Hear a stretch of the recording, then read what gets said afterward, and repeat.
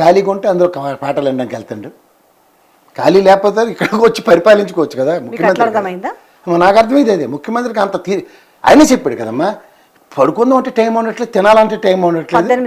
18 గంటలు పనిచేసేవాడు హార్వర్డ్ యూనివర్సిటీలో క్లాసులు వినడానికి వెళ్తాడు. పోనీ నీకు అర్థం అవుద్దంటే ఇంగ్లీష్ అర్థం అవుతుంది, ఆయనే చెప్పాడు కదా.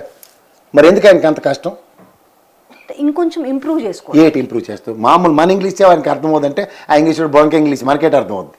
ఫస్ట్ మంచులక్ష్మి గారితో రోజుకు 1 గంట ఇంగ్లీష్ క్లాసులు నేర్చుకుంటే తర్వాత ఆయనకి సులువు అవుతుంది అక్కడికి వెళ్ళి. మీరు అవమానిస్తున్నారు.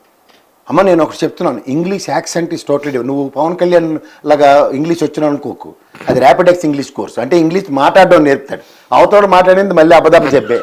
కాబట్టి విదేశీ పర్యటనలో పవన్ కళ్యాణ్ నాయన మనోహర్ ప్లీజ్ అన్న చూడలేదా నువ్వు?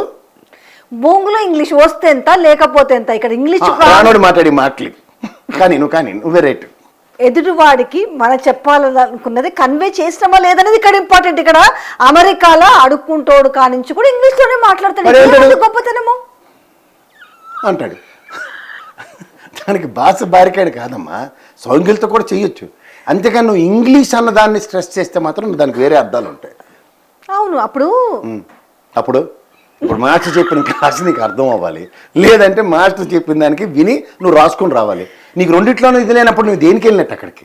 పోనీ అడగను మూకీ క్లాస్ చెప్తాడా మాస్టర్, అలా బ్రహ్మానంద గారు చూడు దేవుడిని ఇలా పిలిచినట్టు, ఇలాంటివి ఏమైనా జరిగితే నువ్వు ఇప్పుడు ఏం వినాలి అక్కడ? హార్వర్డ్ యూనివర్సిటీ అర్థమవుంది వినాలి. వాళ్ళు నాకు తెలిసి మళ్ళీ రేవంత్కి కొంచెం తెలుగులో మాడచ్చు కదా అన్నా, నేను ఆశ్చర్యపోను అక్కడ. లేదంటే ప్రాంప్ట్ ఏదో చెవిలో పెట్టుకుని నరేంద్ర మోడీ గారిలాగా నువ్వు కానీ అనొచ్చు. సేమ్ ప్రాబ్లం నరేంద్ర మోడీ గారికి కూడా. చక్కగా ప్రాంప్ట్ ఉంటుంది, చెవిలో బంగారం రేకులు ఉంటుంది, ఏ భాష అయినా. ఎందుకంటే నేను ఒక సాఫ్ట్వేర్ కంపెనీలో పనిచేస్తున్నప్పుడు జపనీస్ వాళ్ళు వచ్చేవారు. ఎంతమంది మీటింగ్లో వస్తారంటే వాళ్ళందరికీ ఒకటికి ఒక పేజర్ లాంటి ఇచ్చేవారు. మనం బటన్ నొక్కగానే ఆయన మాట్లాడేది ఏ భాష అయినా మనకు తెలుగులో అర్థమైపోద్ది, ట్రాన్స్లేటర్ అలాంటి ఫెసిలిటీస్ ఉన్నాయి. సో ఏదో ఒకటి మొత్తం నేర్చుకొని అయితే వస్తారు. ఏంటి నేర్చుకుంటా నాకు అర్థం కాదు. డిగ్రీ అనాలి చదివావు నువ్వు, సమాధానం చెప్పు. 3 సంవత్సరాలు చదివావు. జర్నలిజం ఎన్నిసార్లు చదువుతుంది? 2 ఏళ్ళు. అది మాస్టర్ డిగ్రీయే కదా, పోస్ట్ గ్రాడ్యుయేషన్ సెంటర్.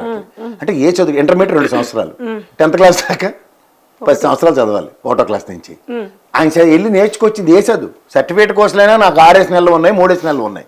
ఓ రోజులో 2 రోజుల్లో నేర్చుకొచ్చి క్లాస్ ఇస్తారు. దాంతో ఏమైనా సర్టిఫికేట్ ఇస్తారా? హార్వర్డ్ యూనివర్సిటీ నుంచి ఇక్కడ నుంచి వచ్చేసి తెలంగాణ ముఖ్యమంత్రి డాక్టరేట్ ఇచ్చిన నేను ఆశ్చర్యపోయాను. డాక్టర్ రేవంత్ రెడ్డి గారిని పిలుచుకోవడానికి కొన్ని ఆనరర్గా ఇస్తాయి కదమ్మా. దీంట్లో ఇంగ్లీష్ లో ఇప్పుడు స్పెషలైజేషన్ చేసినట్టుగా ఇస్తారా? అలా అంత నేను ఊహించుకోను.